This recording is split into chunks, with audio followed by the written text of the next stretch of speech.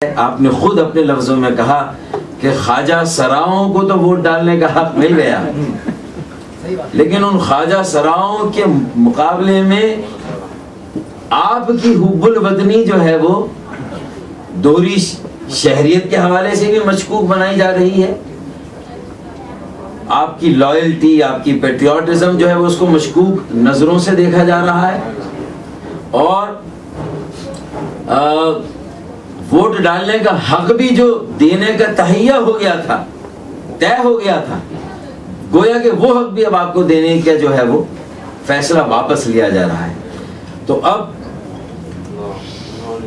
इसका मतलब ये है कि अब आपका मुकाबला ख्वाजा सराओं से कराया जा रहा है। ये तो सीधी सी बात है ना, है? तो ये तो आपके लिए चैलेंज है भाई। क्या आपके हाथ में तो वो है, आपके हाथ में तो वो ताकत है। आप तो 12 बिलियन अरब डॉलर की जो ज़रे तरसील भेजते हैं, ये वो पाकिस्तान की मईशत का आखिरी चारा कार है। अगर ये 12 बिलियन डॉलर आप खुदा न खास्ता भेजना बंद कर दें तो पाकिस्तान के सारे हुक्मरान जो है वो उनका हाल ख्वाजा सराओं से भी बदतर है। आप मेरी बात समझ। मैं अभी 2 दिन पहले मिलकर आया हूं मौजूदा चीफ इलेक्शन कमीशनर से, उनको भी मैंने ये कहा कि वोट डालने का हक हमें देना है अगले इलेक्शन में। और उससे आगे बढ़कर हमने तो एक बिल बना के भी डाल दिया असेंबली में और सेनेट में कि जिसके जरिए से 5% नशिस्तें भी समंदर पार पाकिस्तानियों को अलहदा से दी जानी चाहिए। ना सिर्फ वोट डालने का हक बल्कि 5% नशिस्तें भी।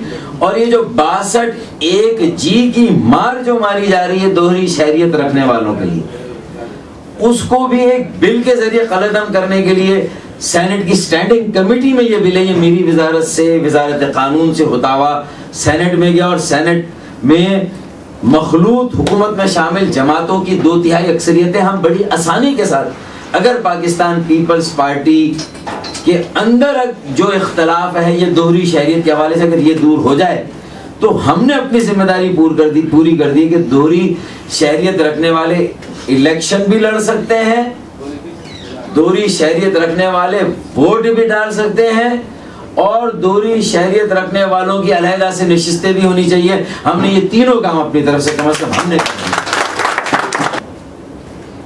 जो पाकिस्तान की माशी जो मर्दानियत है और मर्दानगी है, उसमें अगर आखिरी कोई लाइफ लाइन उसकी है तो वो आपके 12 अरब डॉलर जो है वो है। अगर ये ना हो तो फिर हमारी माशी मर्दानगी जो है वो उसका हशर नशर जो है वो और उसकी ऐसी की तैसी हो। तो ये अब आपको बताना है कि एक लॉबिंग करनी है और एक दबाव बढ़ाना है, प्रेशर बढ़ाना है। आप यहाँ रहते हैं तो उसके बावजूद अगर आपकी हुब्बुल वतनी मशकूक है और आप कौमी असेंबली के और सेनेट के और सूबाई असेंबली के रुकन मुंतखब नहीं हो सकते, वहाँ इलेक्शन में हिस्सा नहीं ले सकते, तो मैं समझता हूँ कि ये इससे बड़ा जुल्म और इससे बड़ी नाइंसाफी जो है वो समंदर पार पाकिस्तानी के साथ कोई और नहीं हो सकती। मैं समझता हूँ ये तो इसलिए आपको और हमें मिलकर ये जद्दोजहद करनी होगी और अपना ये हक हमें हासिल करना होगा पुरअमन जद्दोजहद के जरिए से, और उसके लिए जद्दोजहद करनी होगी। जद्दोजहद के बगैर कोई तश्तरी में रखकर जो है वो आपको और मुझे अपने हुकूक नहीं दे देगा। कि जब ड्यूल नेशनैलिटी होती है ना तो तुझे नेशनैलिटी यहाँ तब मिलती है जब तू ये कसम उठाता है कि तू यहाँ के मफादात का तहफ़्फ़ुज़ करेगा। ये तेरा कसम नहीं है कि तूने पाकिस्तान के मफादात का तहफ़्फ़ुज़ करना है, नहीं। Green card holder is a different thing. Green card holder is a different thing.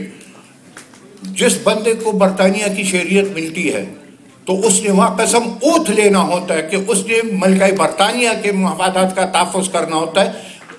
दो शहरियत वाले शौकत अजीज को हम लिया यार, बेड़ा गर्क हमारा किया, बस करो अब और चूज करो। हम तो ये कहते हैं चूज करो, आओ पाकिस्तानी बनो, आओ वहां। लेकिन अगर तुम अमेरिकन बन के हाकिम मेरा बनना चाहते हो तो नो वे।